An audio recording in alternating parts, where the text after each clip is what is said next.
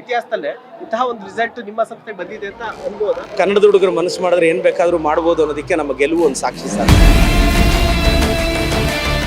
ಫೀಲ್ಡ್ಗೆ ಯಾವಾಗ ಬಂದಿದ್ದೀವಿ ಅಂತಲ್ಲ, ಎಷ್ಟು ಶ್ರದ್ಧೆಯಿಂದ ಕೆಲಸ ಮಾಡ್ತೀವಿ. ಮತ್ತು ಈಗಾಗಲೇ ಒಂದು ಸ್ಟುಡಿಯೋ ಕಟ್ಟಿದ್ದೀನಿ,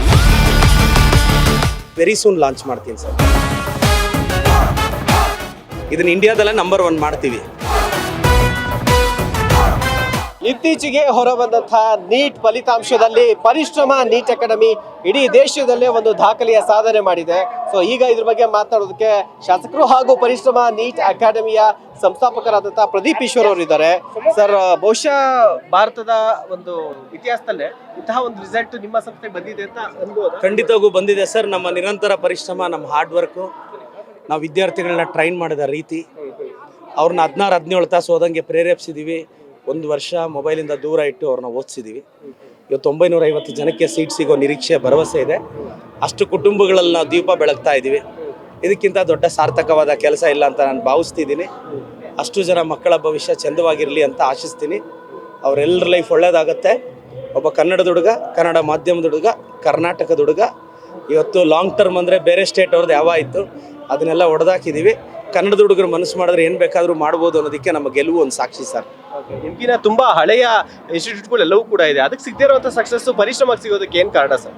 ತೆಲುಗಲ್ಲಿ ಮಹೇಶ್ ಬಾಬುದು ಒಂದು ಡೈಲಾಗ್ ಇದೆ, ಎప్పుడు వచ్చామని కాదన్న ಬುಲೆಟ್ ದಿಗಿಂದ ಲೇದ ಅಂತ. ಫೀಲ್ಡ್ಗೆ ಯಾವಾಗ ಬಂದಿದ್ದೀವಿ ಅಂತಲ್ಲ, ಎಷ್ಟು ಶ್ರದ್ಧೆಯಿಂದ ಕೆಲಸ ಮಾಡ್ತೀವಿ. ಆ ಶ್ರದ್ಧೆನೇ ನಮ್ಮನ್ನು ಮುಂದಕ್ಕೆ ಕರ್ಕೊಂಡು ಹೋಗಿರೋದು. ಇದನ್ನು ಇಂಡಿಯಾದಲ್ಲೇ ನಂಬರ್ 1 ಮಾಡ್ತೀವಿ. ಅಡೆತಡೆಗಳಿರ್ತವೆ, ಅದನ್ನು ದಾಟಿ ಬೆಳಿತೀವಿ. ಇವತ್ತು ಉಪಮುಖ್ಯಮಂತ್ರಿಗಳು ಮತ್ತೆ ಕಿಚ್ಚ ಸುದೀಪ್ ಅವರು, ಡಾಲಿ ಧನಂಜಯ, ಬಹುಶಃ ಈ ತರ ಒಂದು ಕಾರ್ಯಕ್ರಮ 1 ವರ್ಷ ತುಂಬಾ ಎಲ್ಲವನ್ನ ಬಿಟ್ಟು ಮಕ್ಕಳು ಅವ್ರದೇ ಆದಂತ ಮೈಂಡ್ ಸೆಟ್ ಅಲ್ಲಿ ಓದಿರ್ತಾರೆ. ಇವತ್ತು ಆ ಒಂದು ಎಂಜಾಯ್ಮೆಂಟ್ ಹೇಗಿತ್ತು ಸರ್ ಕಾರ್ಯಕ್ರಮ? ಭಾಳ ಖುಷಿ ಅನಿಸ್ತು ಸರ್.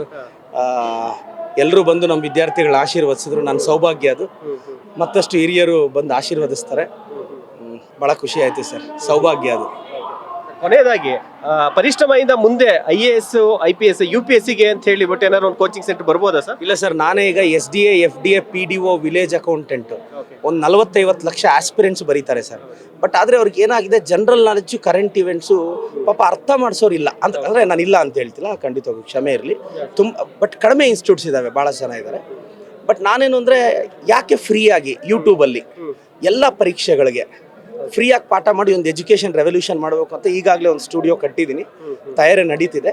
ಇನ್ನೊಂದು 1 or 2 ಮಂತ್ಸಲ್ಲಿ ಅದು ಲಾಂಚ್ ಮಾಡಿ ಕರ್ನಾಟಕದ ಹುಡುಗರು FDA, SDA ಎಕ್ಸಾಮ್ಗೆ ಒಂದು 40-50 ಸಾವಿರ ಬೇಕು ಸರ್.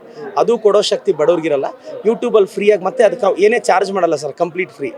ಒಂದು ಸಾಮಾಜಿಕ ಬದ್ಧತೆಯಿಂದ ಮಾಡ್ತಿದ್ದೀನಿ. ವೆರಿ ಸೂನ್ ಲಾಂಚ್ ಮಾಡ್ತೀನಿ sir. Thank you so much, all the best sir. Thank you sir. So ಇದಿಷ್ಟು ಪ್ರದೀಪ್ ಈಶ್ವರ್ ಅವರು ತಮ್ಮ ಏನು ಶುರು ಮಾಡಿ ಪರಿಶ್ರಮ ನೀಟ್ ಅಕಾಡೆಮಿ ಕೇವಲ 5 ವರ್ಷ ಆಗ್ತಾ ಬರ್ತಾ ಇದೆ. ಇಷ್ಟರಲ್ಲೇ ಇಂತಹ ಒಂದು ದೊಡ್ಡ ಸಾಧನೆಗೆ ಕಾರಣರಾಗಿದ್ದಾರೆ. ಸೊ ದೃಶ್ಯದಲ್ಲಿ ಈಗ ನೋಡ್ತಾ ಇರ್ಬೋದು ನೀವು, ಒಂದಲ್ಲ ಎರಡಲ್ಲ, ಯಾಕೆಂದ್ರೆ ಕೆಲವು ಕಡೆ 3-4 ಫೋಟೋಗಳು ಹಾಕ್ತಾರೆ. ಆದರೆ ಇಲ್ಲಿ ನೋಡ್ತಾ ಇರ್ಬೋದು, ಇಡೀ ಎಲ್ಲಿ ಬ್ಯಾನರ್ಗಳು ಎಲ್ಲಿ ಹಾಕಿದಾರಲ್ಲ ಅಷ್ಟು ಜನ, ನೂರಾರು ಸಂಖ್ಯೆಯ ವಿದ್ಯಾರ್ಥಿಗಳು ಇವತ್ತು ಇಷ್ಟು ದೊಡ್ಡ ಒಂದು ಸ್ಥಾನದಲ್ಲಿ ಬಂದಿರುವಂಥದ್ದು.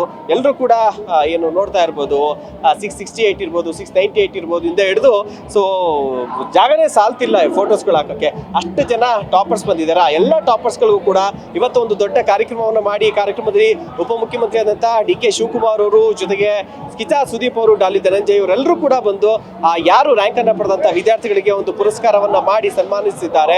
ಸೊ ಎಲ್ಲರಿಗೂ ಕೂಡ ಒಂದು ಜೋಶ್ನಲ್ಲಿ ಇವತ್ತು ಇರುವಂಥದ್ದು. ಇದೇ ರೀತಿಯಾದಂಥ ವಿದ್ಯಾರ್ಥಿಗಳನ್ನ ಮುಂದೆಯೂ ಕೂಡ ತಮ್ಮ ಇನ್ಸ್ಟಿಟ್ಯೂಟ್ ಅಲ್ಲಿ ಹೆಚ್ಚಿನ ಸಂಖ್ಯೆಯಲ್ಲಿ ಟ್ರೈನ್ ಅಪ್ ಮಾಡಿ, ಅದರಲ್ಲೂ ಕೂಡ ಹೆಚ್ಚಿನ ಸಂಖ್ಯೆಯಲ್ಲಿ ಟಾಪರ್ಸ್ ಬಡ ಮಕ್ಕಳೇ ಇರುವಂಥದ್ದು. ಇದು ಕರ್ನಾಟಕವೇ ಒಂದು ರೀತಿಯಲ್ಲಿ ನಿಜಕ್ಕೂ ಹೆಮ್ಮೆ ಮತ್ತು ಖುಷಿ ಪಡುವಂತಹ ಸುದ್ದಿ. ಕ್ಯಾಮರಾ ಪರ್ಸನ್ ಚಿರಾಗ್ ಜೊತೆಗೆ ಶಿವಪ್ರಸಾದ್, ನ್ಯಾಷನಲ್ TV, ಬೆಂಗಳೂರು.